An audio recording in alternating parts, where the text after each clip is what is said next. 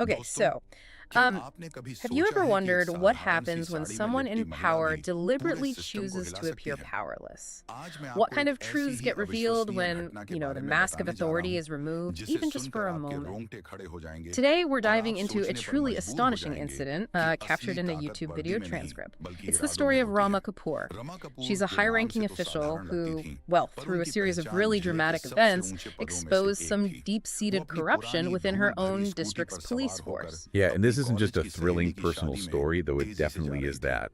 It's more like a profound case study. Right. We're really looking at a critical window into these big systemic issues: power, accountability, and honestly, the sheer courage it takes to confront corruption from the inside. So we'll be extracting the key insights from this really compelling story, offering you a shortcut to understanding not just what happened, but maybe why it matters for how governance actually works, or doesn't work sometimes. Exactly. Our mission today is to uncover those nuggets of knowledge from this narrative, exploring how one woman's determination could, well, trigger a huge shakeup in an entire administration. So let's paint the picture. Our story kicks off with Rama Kapoor. Now, that name might sound unassuming, but her job wasn't. She held a really high position in her district, SDM, Subdivisional Magistrate. Yeah, that's a senior administrative role in India. Big responsibilities, law and order development, all that for their specific area. But on this day, she's riding an old, dusty scooter, dressed in just a simple sari. No government car, no security detail, nothing.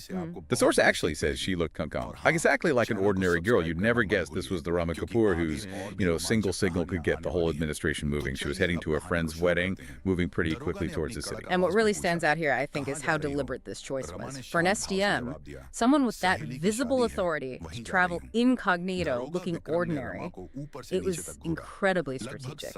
Right, it wasn't just chance. No, her intention seems pretty clear. She wanted to see firsthand how officials would interact with someone they saw as, well, common, maybe vulnerable, instead of just flashing her badge, Pulling rank immediately. Exactly. And that calculated move, that's absolutely critical to understanding everything that happens next. It's like setting a little experiment almost. And then she sees them, a police post, 3 or 4 officers milling about, and right there in the middle is Daroga Vikram. That's a police sub-inspector, kind of mid-ranking. Okay. And he's described as just completely puffed up with the authority of his uniform. You can picture it, right? Oh, yeah. He signals for Rama to stop. She does, pulls over, no argument. Vikram, sharp voice, demands, "Where are you going?" Rama just calmly says she's going to a friend's wedding. And that's when Vikram starts. He kind of looks her over, she's about 27, and gets this little smirk, taunting her. "Oh, going to a feast, are we? But your aunt will wear the helmet, won't she?" Implying she should have worn one. "Why didn't you? And the scooter, driving too fast, you'll have to pay a challenge." A fine. Right, a fine. But Rama apparently knew instantly this wasn't really about a fine. It was the opening move. The setup. Yeah. He's demanding the challenge, but the subtext is screaming, hush money. What the source later calls kurak, like an informal term for a bribe. She just politely asserts, "Sir, I haven't broken any rules." And this whole initial interaction, this is not just petty corruption, is it? Yeah. It's a perfect example of how these shakedowns often start. How so? Well, they don't usually jump straight to the big demand. They start small. Fabricated infractions, no helmet, speeding, whatever. Easy stuff. It's about testing vulnerability, seeing how much pushback they'll get. It's a calculated probe, really, often exploiting people who look like they can't fight back. Okay, so that sets the stage. But then it escalates. Fast. Rama, still calm despite his tone, just repeats, "Sir, I haven't broken any rules." Vikram just dismisses her, leans over to a constable, whispers something like she won't agree without a dose and needs to be taught a lesson. Oh, wow. A dose. Yeah, and then the unthinkable happens. A hard slap across Rama's face. He actually hit her. Yes, slapped her. Then Vikram apparently laughs, boasts to his colleagues, "I've fixed many like you," threatens to haul her off to the police station for service and water. Which sounds chilling, a euphemism for abuse, interrogation. Exactly. To endure that physical humiliation and still keep her covered, that speaks volumes. It's incredible. Most people, I think, would immediately pull rank, Do you know who I am? But her restraint, it highlights her main goal here wasn't just ending her own ordeal. Right, it was bigger. Much bigger. She wanted to expose the system. She needed to see how far they'd go, how deep the rot really was, let it all play out. And the physical stuff doesn't stop there. A constable grabs her arm, pulls her forcefully. Another one pulls her hair, trying to drag her. She cries out in pain, the source says, but unbelievably still doesn't reveal who she is. Still silent. Her scooter gets hit with a stick. They threaten to play with her toy. Rama's in pain, anger rising, but that resolve holds. She stays quiet, observes. So then she's dragged into a Jeep, taken to the police station, and literally thrown into this deplorable lockup. There are already 2 other prisoners in there. Awful conditions, presumably. Yeah. And Vikram just strolls in, casually orders tea and water for a special item, meaning Rama. Then he tells a constable to just file any false case against her. Theft or pickpocketing, whatever you want, just to break her ego. Wow. And he actually says, in this station, evidence is made, not sought. That line right there, evidence is made, not sought. Yeah. That exposes such a fundamental fracture in the system. It's not just corruption anymore. No, it's manufacturing guilt. It's completely subverting due process. When evidence is made, the system isn't about justice. It's about entrenching power. It makes ordinary people incredibly vulnerable. So when Vikram demands her name, Rama does this other act of quiet defiance, gives a fake name, Priyati Sharma. Still maintaining cover. Still maintaining cover, still observing how rotten this entire system was. The source says she reflected on how vulnerable ordinary people must be if an official, even undercover, could be treated like this. Then a new player enters, Thana Prachari Vijay Singh, the station in charge. Okay, the boss of the station. Right. He arrives and apparently has a slightly better reputation than Vikram. He notices Rama's condition, her state, and senses something was wrong. So maybe not everyone is completely rotten. Maybe. But Vikram, still bold as brass, keeps up the lies. Calls Rama street trash, the term used is sadak, which is pretty derogatory, like someone worthless. Claims she was rude during the checking. So Vijay Singh's suspicion, it's maybe a small glimmer of hope, suggests not everyone is fully complicit. But it also shows the pressure, right? Yeah. The pressure within the system to just go along or look the other way. His questioning, though, it is a slight deviation, a hint that maybe things aren't always this bad everywhere. But things are about to change dramatically.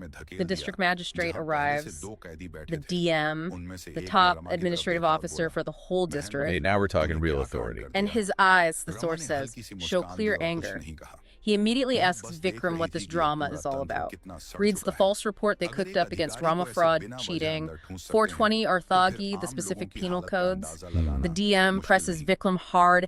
Evidence! Where's the evidence? And Vikram is just stuck, cornered. He has nothing. The bluff is being called. Totally. And now, the big moment, the unveiling. The DM turns directly to Rama and asks her name. With apparently just a slight smile, Rama Kapoor finally reveals her true identity. Deputy District Magistrate Rama Kapoor. Wow, imagine the silence. The source describes pin drop silence, engulfs the whole station. Vikram's hands and feet began to tremble. The ground slipped from under his feet. The full, terrifying realization hits him. He wasn't messing with street trash. He assaulted and framed a senior officer who basically runs the law in his area. Yeah, that reveal isn't just about her getting justice. It's like a shockwave through the system. It just starkly shows how perceived vulnerability gets weaponized by people who think they're untouchable, and how real power, when it's finally shown, can just instantly dismantle all those layers of lies and corruption. The house of cards collapses. Exactly. The whole fabricated reality of that police station just crumbles right there. Time for a reckoning. And Rama doesn't waste a second. Calm now, but firm. She delivers the verdict right then and there. Vikram, you are now out of a job. Your suspension is confirmed and you will face prosecution. And Vijay Singh, the station in charge. He instantly orders Vikram's arrest. No hesitation now. Sees which way the wind is blowing. But wait, a twist. Vikram, desperate, pulls out this crumpled piece of paper, a transfer order, dated 3 days ago. He claims, "You can't fire me, I was already transferred." How does that even work? Can you use that? It's a fascinating legal point, isn't it? Yeah. The transfer might have been real, yes. But the key thing is, had he officially handed over charge to whoever was replacing him? The source implies he hadn't. Right. And if he hadn't completed a handover procedure, He was still the acting daroga at that time, still officially in charge, which means... And still fully accountable for everything he did. Absolutely. The transfer order is irrelevant to his actions during that period. Nice try, but no dice. It just highlights how important those official procedures are, even when people try to wriddle out of trouble. Okay, so Vikram's toast. But seeing his last chance evaporate, he tries to take others down with him, points to other officers there, claims, "I am not alone. All these are with me, connected up to the top." You can almost feel the fear spreading among some of the other cops in the room. And that moment, right there, it lays bare the network. It's not just one bad apple. No. It's systemic. It's a web. Individuals connected up to the top. And that suddenly shifts the whole focus, doesn't it? Yeah. From just Vikram's horrible actions to a much bigger institutional problem. Requires a much bigger solution. Exactly. Suggests a major cleanup is needed. And Rama's response to this revelation, it's chillingly clear. She says, the entire police station needs to be cleaned up. No one will be spared. Wow. Taking charge. And the DM immediately backs her up. Your wish, ma'am. Now everyone will be held accountable. Yeah. So meanwhile, outside the station, journalists had apparently been sensing something big was happening. They often do. They immediately get wind that the entire station's being lined up, basically suspended or removed. The story starts spreading like wildfire. This isn't staying local. And just then, this sleek black car pulls up.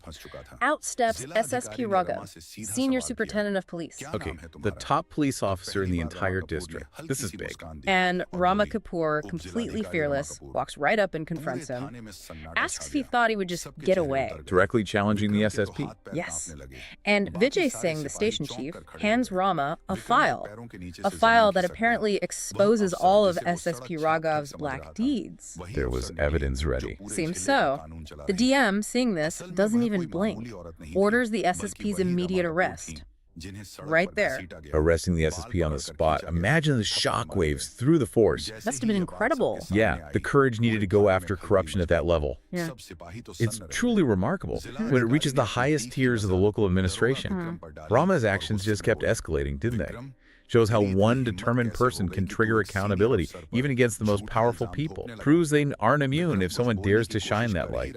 It's a crucial way to break those entrenched power structures. So the saga isn't even over. The whole matter reaches the chief minister of the state, All the way to the top. who issues a direct order. Arrest all officers and politicians involved in corruption within that district. A blanket order. Wow. A full sweep. And the result. Dramatic. Within just 2 days, the source says, over 40 police officers, more than 10 senior officers, and several politicians were arrested across Faridpur district. 40 cops. 10 senior officers. Yeah. Politicians, too. Huge. Yeah. The source says the air changed in Faridpur. A new era began administrative speed, different thinking, and crucially, this new fear that no one would be spared. Accountability became real, tangible. That's a powerful demonstration, isn't it? How one person's unwavering integrity can genuinely catalyze transformation in a whole system, forces accountability from the top down. Rama Kapoor's work was done. She showed, and the source puts it beautifully, that if one's intent is clear from within, the entire nation can be reformed. So after unpacking all that, what does this deep dive into Rama Kapoor's story really mean for you listening? It's more than just a thrilling tale of justice, right? Oh, definitely. It feels like a powerful lesson about how true strength doesn't always lie in the uniform or the title or the perceived power that comes with the job, but maybe it lies more in courage, in integrity, and just having that clear intention to seek justice for everybody. Exactly. It really reinforces that core message, I think. That knowledge, critical thinking, yeah, but also the willingness to just observe and then act, even when facing immense pressure, that can bring about real transformative change. Yeah. It shows that sometimes the biggest lessons, the most revealing insights, they come from these completely unexpected situations. It gives us a raw look at power and accountability in action. So maybe a final thought to leave you with. What systems in your own life, big or small, might benefit from a similar kind of quiet, observant challenge? Where might you find that true power lies, not necessarily in a uniform or a title, but in having a clear and unwavering intention?